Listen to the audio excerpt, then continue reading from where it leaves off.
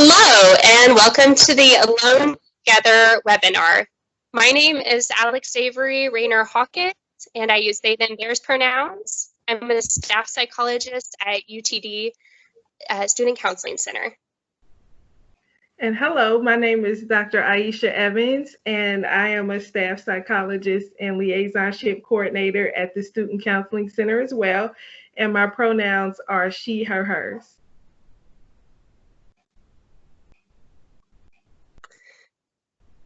So remember to hit the subscribe and turn on notifications so that you will know when we roll out our next webinar.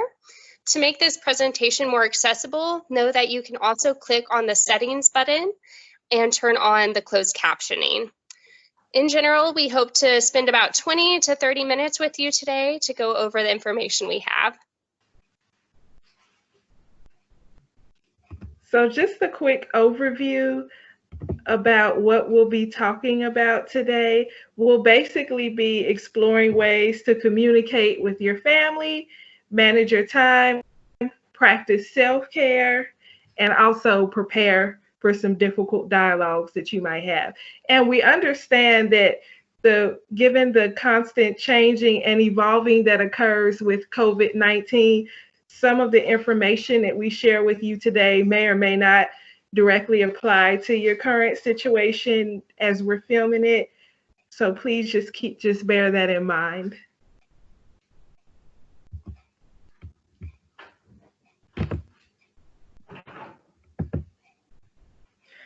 And we're in a real period of uncertainty and significant transitions at this time. And one of these unexpected transitions may be your return home for the rest of the semester. While this may be a joyous experience for some, it can be very difficult for others. So our aim today is to share with you some tools that you can utilize to help you make it through this time while taking care of yourself in the process. So I just want to start by asking you a question. Is there a specific family member that you are not looking forward to seeing while at home? And how do you typically cope when interacting with them?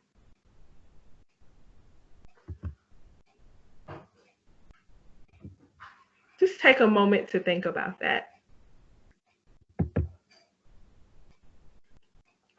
One issue that you may encounter while being at home is your family guilting you into being with this family member. Regardless of their level of awareness of your feelings, it can be difficult being asked by your family to hang out with the younger cousin that just won't stop talking or annoying little brother who gets on your nerves. However, choosing your battles can be important in these situations. For instance, if they start an argument with you, it may be good to try a new approach and change the subject rather than falling into the trap. While you cannot control how other people act, you can certainly control your reactions. Learning to accept your family members for who they are can also be really helpful. While you may not agree with some of their views or behaviors, ultimately we cannot make people change. So focusing on any positive qualities that they may possess and attempting the reminder to remember that these things can certainly be a beneficial strategy when they start to get on your nerves. Although it may not be realistic to avoid these annoying relatives, especially given our current limitations, it may be possible for you to compromise with your family and limit your time with them. This may also involve things like spending a few hours with the family members rather than the entire day. Also, you may ask for something in return, such as having an interrupted time period to have a virtual movie night with your friends. We may not wish to cause conflict in our families, and sometimes we just might take one for the team, but doing so at the expense of your own emotional or physical well-being can be harmful. There's nothing wrong with being open with your family if you ever feel unsafe with a family member, and avoiding being alone in spaces with them. Although the feelings of your family may be important, your safety is paramount.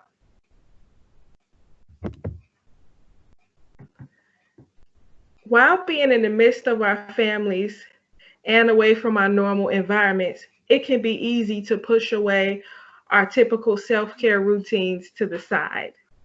Although it may be possible to continue following your normal safe self-care regimen to a T while at home and on I'm sorry, although it may not be possible to continue following your normal self-care regimen to a T while at home and on quarantine, following it as much as you can will be beneficial, regardless of how much you love your family and time with them. Everyone needs a little me time to recharge. So clearly there are going to be several barriers to self-care during this time of physical distancing and quarantining. Though it might be harder, we know that practicing regular and consistent self-care is even more important given the current situation. And I want folks to pause for a moment and think about how your normal self-care routine used to look like. So were there things that you used to do that now during this time you aren't able to do?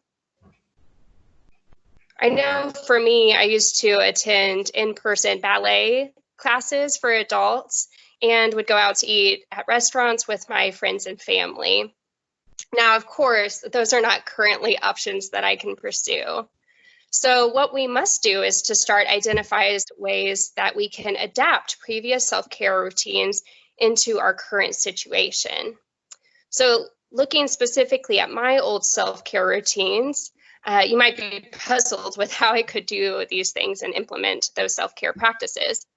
But if we add a few tablespoons of creativity, we know that we could alter my studio lessons to at-home lessons, as there is a wealth of ballet lessons on YouTube.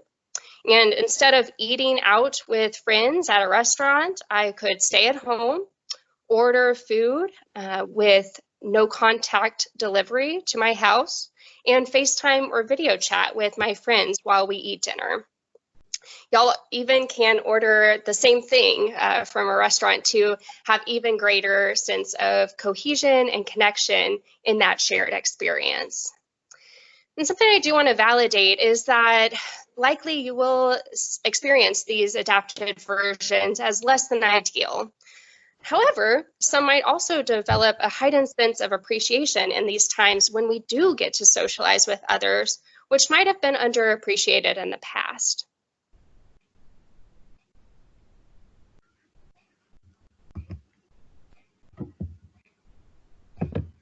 Next slide.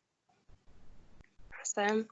So we recommend that you do at least 2 special self-care activities per day.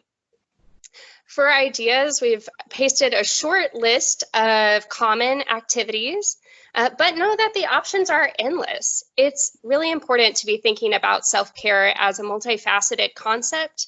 So look into ways that you can incorporate self-care with as many senses as possible. One can also think about self-care in components, such as thinking about your physical, emotional, psychological, spiritual, financial, and professional self. And now that we have more time than ever, it might also be a perfect time for you to start a new skill or activity. Have you always wanted to learn conversational Italian? Have you been meaning to start crocheting or painting? Well, now's the perfect time to do that, and we could all use a healthy distraction.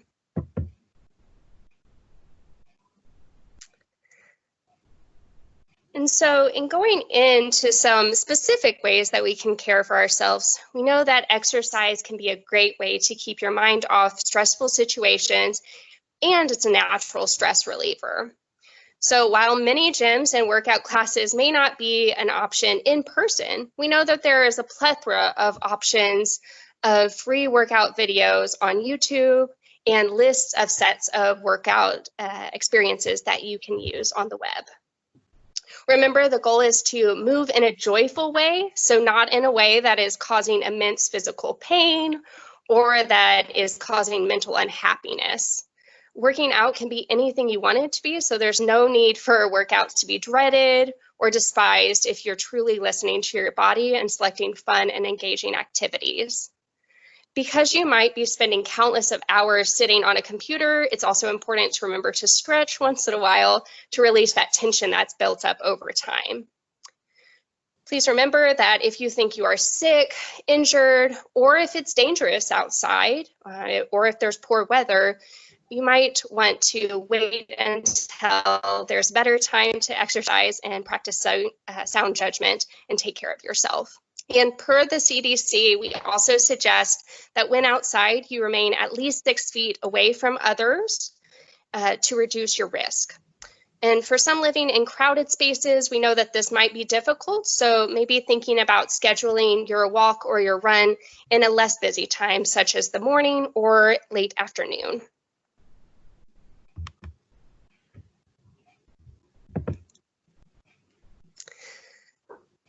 So we also know that sleep is essential in order to keep your immune system strong.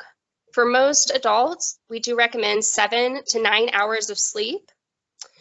With the switch to online classes and having to stay at home, students might think that there's no need for a consistent sleeping schedule. I've heard the question, well, why not just stay up till 4 a.m. playing video games? Why does it matter? I'm not going to class tomorrow.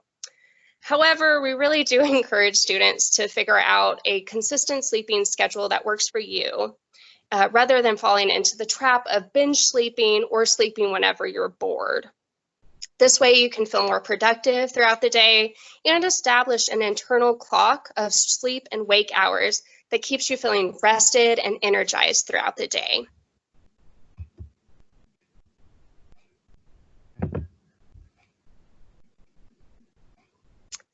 So we also want to remind folks that it's essential to not abandon healthy eating practices just because we're in a crisis. Please remember to continue to eat a variety of foods in your diet. And for most individuals, that's eating 3 balanced meals a day plus some snacks. With groceries, please remember to get a range of foods that you will actually eat rather than stress buying everything in sight. If you know that you will never, ever eat a can of green beans, no matter what, we might need not to buy that right now, right? So only buy the things that you want and you're actually going to be eating. However, if you do end up stress buying too much household items or foods, please know that you always can donate those. And so there's plenty of agencies within the community that will likely be more than happy to take those off your hands if needed.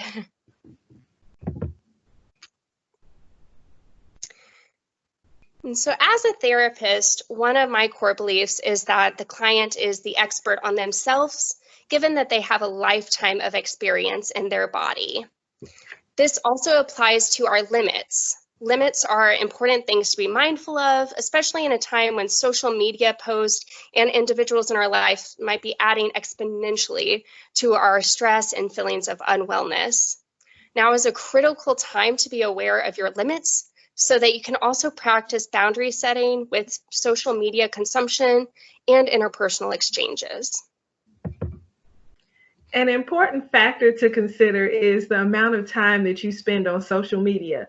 While it can be a great tool to help you connect with friends at this time and keep up with local and global updates, it can also become emotionally draining or monotonous, constantly hearing about the events that are occurring. Additionally, it is easy to get lost in the never-ending news feeds and videos and avoid coursework and other responsibilities. So it may be helpful to be intentional about limiting the amount of time spent on each platform, such as setting a daily limit or scheduling specific times in the day to use it. The beneficial thing about this strategy is that something that you can carry forth to help you remain on track when the quarantine is over. Also, you may have family and or friends who hold apocalyptic views that they are constantly sharing with others. While you might view this as harmless or believe that you can just simply ignore it, repeatedly hearing these views can be emotionally taxing and impact you in ways you had not anticipated.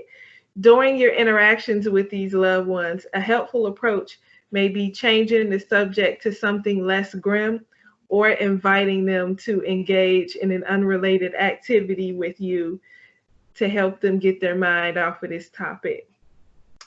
If nothing seems to work, another option would be to just end the conversation by letting them know that you need to leave the space.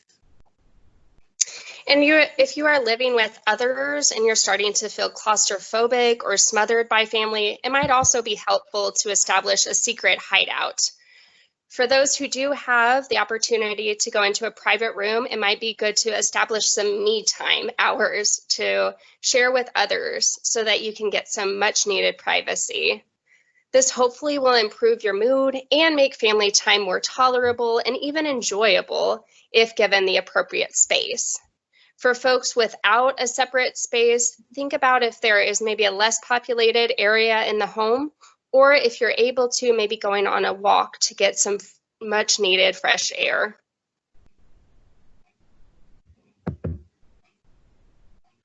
Although you may not be able to engage in your typical social activities with friends, it will be beneficial to prioritize making time to connect with them despite not being in the same physical space. This will provide you with some social support and help you to maintain some sense of normalcy. Planning this time with friends in advance can be helpful so there are minimal surprises. They likely have things planned with their own families and virtually with other friends, so coordination of their schedules with yours can be tricky. Communication is key with both your friends and your family. Your family members may view this quarantine as an opportunity for more family time and have hopes for you to engage in activities that you may not be aware of.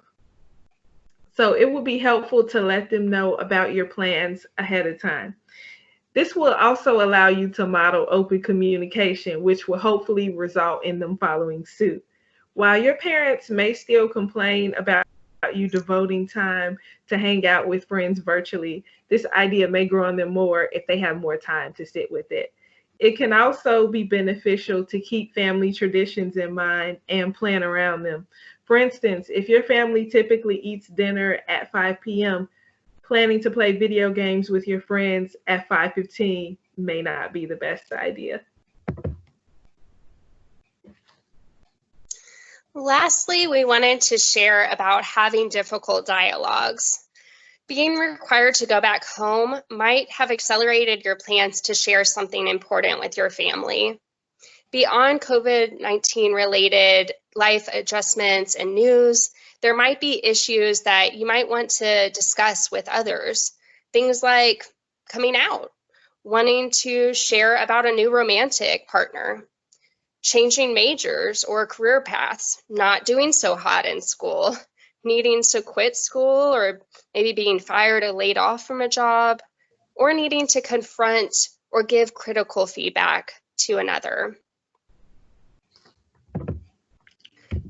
So with these conversations, it would be helpful to start by asking how you will know if it's the right time to bring up the dialogue. There are several things to consider with this. With timing, we do want to ask if you feel like you want to sense it or if you want to plan it out beforehand. Question, why am I telling them this now versus a later date? What audience am I wanting to address? And who do I want to have present? Are there potentially allies that I can call in at this time? And could these allies be physically there, or are they available at a distance? And if there's limited resources in terms of physical allies, there is always articles or videos that you could share to support your argument. So for me, whenever I came out to my mom as gender non-binary, I had several web resources available on hand in case she wasn't familiar with this gender identity and needed more information about how to support me and how to use they, them pronouns. And though it might be scary to think about, we also do want to ask students to consider what is the potentially worst case scenario. Ultimately, we're asking you to consider this to figure out if you will be safe emotionally, physically, and financially after this discussion, given what you know about your family and their most likely potentially possible reactions, as well as if there is any sense that they might react negatively or extremely towards the news that you're sharing. It's also important to consider what's the best physical location to have this discussion. This might be the time to think about, where do I want to go in the home? We might have limited options, right? We can't go out to Starbucks or go out to a different location, but is there maybe a better room where you could have this conversation rather than having this in the hallway or the bathroom or in the car, right? Those are all pretty less ideal in terms of spaces. And it might also be beneficial to practice what you're going to say ahead of times, aka role playing. And so remember in this process to build a strong argument. What this entails is describing the situation in detail, expressing emotions using I statements, appearing confident and collected, sharing why you were telling them this information, and being explicit about ways that you can change, ways they can change after this talk. For example, next steps that they can do or ways that they can help or support you. It's also important to think about grounding tools, both before and after this difficult dialogue. Some things that we suggest here at the Counseling Center would be things like deep breathing, meditation, using power poses, which is basically just any powerful stance that you can do that makes you feel strong and empowered. And there is research that these actually do help you before something that's nerve-wracking. One also could use journaling, engaging in the 5 senses, maybe utilizing touch or smell, taste. One could exercise, get some of that natural stress reduction, talk to a loved or supporting friend, or utilize positive social media or online forums. So thank you for watching our webinar. We hope this information was helpful and that you were able to get several fresh ideas about ways to improve your situation at home. Lastly, we would like to share some updates about the SCC. In support of social distancing, we have switched our services to telemental health, utilizing Microsoft Teams. If you are new or a returning client and would like to seek services at this time, please email counselingcenter@utdallas.edu to get started. We also wanted to remind students of UTD Talk, which is a 24-hour crisis hotline. Thank you again for your time. Bye. Bye. Thank you.